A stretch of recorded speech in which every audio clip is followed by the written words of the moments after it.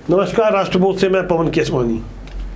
सत्ता शीर्ष में बैठे हुए लोगों के तांत्रिक बाबाओं से संबंध के किस्से कोई नए नहीं हैं। 2 साल पहले एक वेब सीरीज आई थी स्कैम 1992, जिसमें हर्षद मेहता के शेयर घोटाले वाले मामले का जिक्र था। उस फिल्म में पूर्व प्रधानमंत्री नरसिम्हा राव और तांत्रिक चंद्रा स्वामी का भी जिक्र था। तब नई पीढ़ी के लोगों के लिए ये कौतूहल का विषय बना हुआ था कि आखिर चंद्रा स्वामी है कौन। चंद्रा स्वामी जो नरसिम्हा राव के बेहद करीबी हुआ करते थे, बिना रोक टोक देश के प्रधानमंत्री से मिल लिया करते थे। शेयर मार्केट से लेकर हथियारों की दलाली में भी उनका नाम सामने आया। नरसिम्हा राव जून 1991 में प्रधानमंत्री बने थे। पूरे 5 साल देश के प्रधानमंत्री रहे, लेकिन 1996 में चंद्रा स्वामी सत्ता के जाते जाते तक लखूभाई पाठक वाले मामले में जेल में चले गए। उनका नाम राजीव गांधी की हत्या के षड्यंत्रों में शामिल होने के लिए भी आया था। ये वही चंद्रा स्वामी थे जिन्होंने कभी मार्गरेट थैचर को लंदन में एक ताबीज देते हुए कहा था कि तुम 2.5 साल बाद प्रधानमंत्री बन जाओगी, और ऐसा हुआ भी।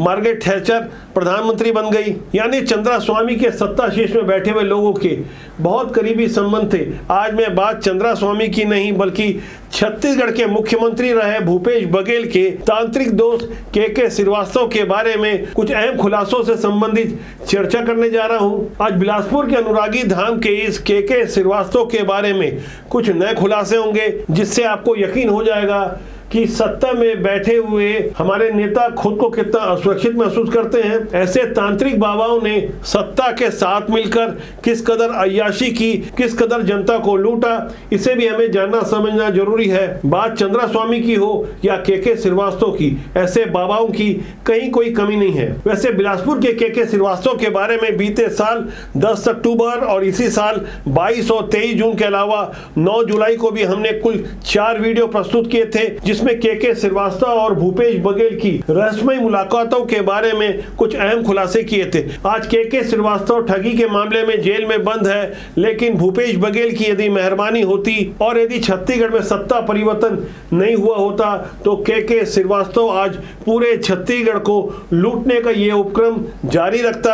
आखिर भूपेश बघेल के श्रीवास्तव के अनुरागी धाम आश्रम में प्रायः हर महीने क्या करने जाते थे, क्या गुप्त मुलाकात होती थी, और ऐसी कौन सी तांत्रिक पूजा करवाते थे के श्रीवास्तव, जिन्होंने भूपेश बघेल के लिए दावा किया था कि उनकी सत्ता नहीं जाएगी। ये गलतफहमी भूपेश बघेल को भी हो गई थी। उन्हें लग रहा था कि वो सत्ता की परमानेंट रजिस्ट्री करवा कर आ गए हैं। तभी उन्होंने के श्रीवास्तव को 14 एकड़ की करोड़ों की जमीन कौड़ियों के मोल में उसके आश्रम के नाम पर दे दी थी। हाल में ही जो जांच हो रही है, कुछ बड़े बड़े खुलासे हो रहे हैं, जो ट्रांजैक्शन हो रहे हैं, आप सोचिए किस तरह से 300 करोड़ का वो ट्रांजैक्शन जांच अधिकारियों ने साफ तौर पर पकड़ लिया है। के श्रीवास्तव और भूपेश बघेल के करीबी हर हाल में इस कानूनी कार्रवाई से छुटकारा चाहते हैं। पैसा पानी की तरह बहाया जा रहा है, लेकिन विद्वान न्यायाधीश ने गुणदोष के आधार पर के श्रीवास्तव को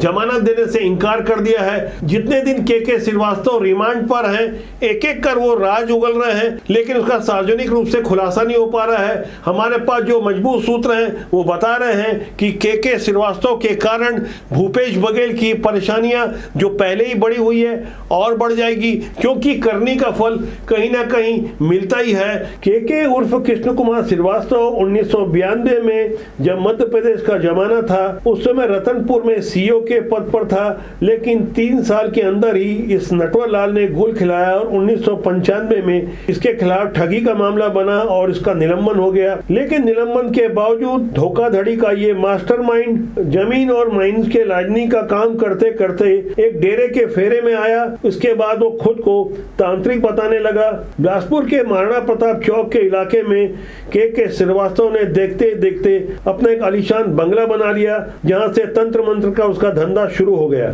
जब सत्ता शीर्ष में बैठा हुआ व्यक्ति सत्ता का चरमानंद लेने लगता है तो कहीं ना कहीं उसे असुरक्षा का बोध होता है। वो इसलिए जो गलत करता है वो डरेगा ही। भूपेश बघेल के मन में भी केंद्रीय जांच एजेंसियों की छापेमारी के कारण कहीं ना कहीं डर घर कर गया था। ऐसे माहौल में के श्रीवास्तव के आश्रम में उसकी गुप्त मुलाकातें बढ़ गई। नितांत निजी बताई जाने वाली इस मुलाकात के दौरान सत्ता और राजनीति के समीकरण भी तय होने लगे।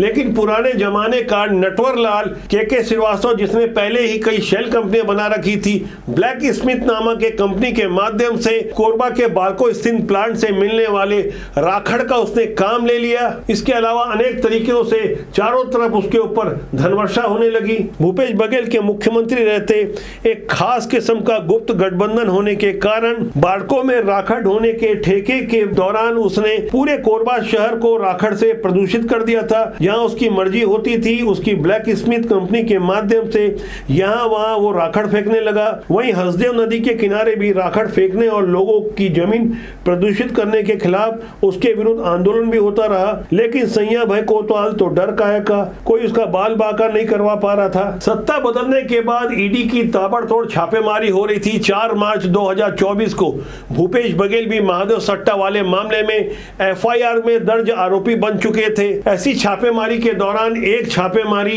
के श्रीवास्तव के कोरबा वाले ठिकाने पर भी हुई, लेकिन तब शायद ईडी भी उस छापेमारी को गंभीरता से नहीं ले रही थी, क्योंकि भूपेश बघेल के कई अन्य करीबी पहले ही जेल में थे।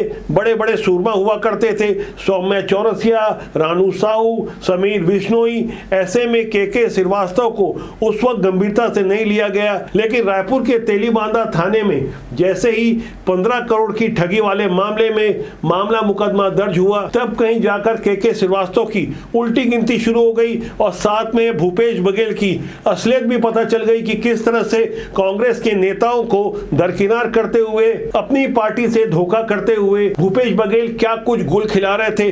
तमाम घपले घोटालों से अलग जब वो अपनी पार्टी के आला कमान राहुल गांधी के वादों को अंगूठा या ठेंगा दिखाते हुए 2.5 साल से भी ज्यादा मुख्यमंत्री बनने का जो एक पूरा प्लान बना चुके थे, उसमें भी के श्रीवास्तव की ही सलाह काम कर रही थी। तब की सरकार के घोटाले के पैसे काम कर रहे थे। छत्तीसगढ़ विधानसभा में 46 के बहुमत से सरकार बनती है, उससे कहीं ज्यादा विधायकों को लेकर वो जिस तरह से पार्टी आला कमान को यह समझा चुके थे कि अब वो पहले से कहीं ज्यादा ताकतवर हो चुके हैं। तो ऐसी ताकत की अकल देने वाले के श्रीवास्तव को जो इनाम मिला था, उसी इनाम की बदौलत के श्रीवास्तव अपना नटवर लाल वाला दिमाग भूपेश बघेल को दे रहे थे। इस फर्जी ठग तांत्रिक बाबा के बारे में जो नया खुलासा हुआ है, उसमें जांच अधिकारियों को पता चला है कि मुंगेली के मोतीमपुर में सरकारी जमीन पर कब्जा दिलवाने के लिए इस ठग तांत्रिक के आश्रम को भूपेश की सरकार ने 14 एकड़ से अधिक की जो बेशकीमती जमीन दी थी, उसमें भी भारी धांधली की गई है। बिलासपुर से करीब 35 किलोमीटर दूर मोतीमपुर में अनुरागी धाम आश्रम बनवाया गया। मोतीमपुर के सरपंच प्रहलाद पोर्ते का इस बारे में कहना है कि आश्रम ने गांव की कई एकड़ जमीन पर कब्जा किया है। हैरानी की बात यह है कि सरकारी जमीन को आवंटन के लिए इंटर डिपार्टमेंट कमेटी का गठन किया गया था। इसके लिए राजस्व मंत्री और प्रमुख वित्त सचिव के अलावा राजस्व, आवास, पर्यावरण विभाग के सचिव को सदस्य बनाकर यह जमीन आवंटित की गई थी। इस कमेटी के अध्यक्ष राजस्व मंत्री जय सिंह अग्रवाल थे, जिनकी अनुशंसा पर 15 फरवरी 2023 को मोतीमपुर में 14 एकड़ की जमीन के श्रीवास्तव के आश्रम के लिए आवंटित करवा दी गई। अनुरागी धाम गांव की मुख्य सड़क से शिवनाथ नदी तक फैला हुआ है। यहाँ एक मंदिर के अलावा एक बड़ा गार्डन, रेस्ट रूम के अलावा अय्याशी के लिए आलीशान बिल्डिंग बनी हुई है। नदी किनारे पर कब्जा कर जनता के पैसों से लूटा हुआ एक आलीशान गार्डन आपको नजर आ रहा होगा। इस सरकारी जमीन का आवंटन तो एक उदाहरण मात्र है। सत्ता का किस तरह से दुरुपयोग किया जाता है, ऐसे कई और उदाहरण आपको देखने को मिलेंगे। आप सोचिए, एक ठग और नटवालाल किस्म का आदमी प्रदेश के मुखिया का सलाहकार बनकर काम करने लगे तो हालात कितने भयावह होंगे। पुलिस जो इसके बारे में जांच कर रही है, रिमांड पर लेकर अपनी स्टाइल में अपने तरीके से जो पूछताछ कर रही है, उससे जो अहम खुलासे हो रहे हैं, उससे पता चला है कि उसने अलग अलग ढेर सारे म्यूल अकाउंट बना रखे थे।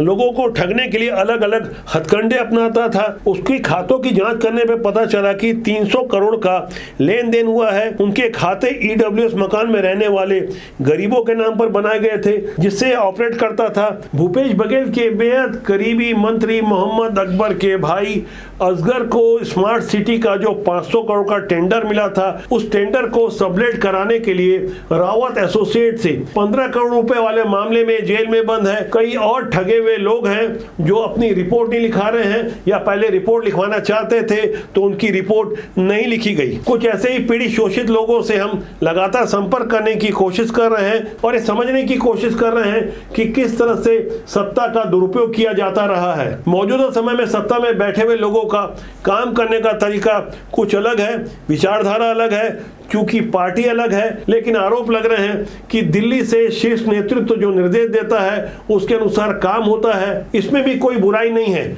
लेकिन सिस्टम में बैठे हुए लोग यदि बेईमान हो जाए, आम जनता का काम न करें, तो हमारी जवाबदेही कहीं ज्यादा बढ़ जाती है। सत्ता किसी की भी हो, किसी भी पार्टी की हो, जनता के लिए यदि ईमानदारी न बढ़ती जाए तो हमारी ड्यूटी वहां कई गुना बढ़ जाती है। बेईमानी, घोटालेबाजी और भ्रष्टाचार से जुड़े हुए ऐसे तमाम मुद्दों को हम मजबूती से इसलिए प्रस्तुत करते हैं जिससे आप सजग रहें, जागरूक रहें और अपने उन नेताओं को पहचाने जो लेते तो शपथ संविधान की है, नैतिकता की दुहाई देते हैं, वोट मांगते वक्त ढेर सारी बातें करते हैं, कभी कोई बेटा तो कोई सेवक बन जाता है। लेकिन हमारे नेता यदि बहरूपिया बनकर, भेष बदल कर गलत काम करने लगे तो ऐसे में जागरूक जनता और पत्रकारों को भी चुप नहीं बैठना चाहिए। हम लगातार आपसे आग्रह करते हैं कि अच्छे लोग ये राजनीतिक सिस्टम को समझें और अच्छे लोगों को राजनीति में प्रमोट करें। बुरे लोग राजनीति में आएंगे तो ऐसी सड़ी हुई राजनीतिक सिस्टम से देश और समाज का हित होगा। हमारा मानना है राजनीति बुरी नहीं होती, उसमें काम करने लोग अच्छे या बुरे होते हैं। ईमानदारी से देश और समाज के लिए हमें काम करना चाहिए।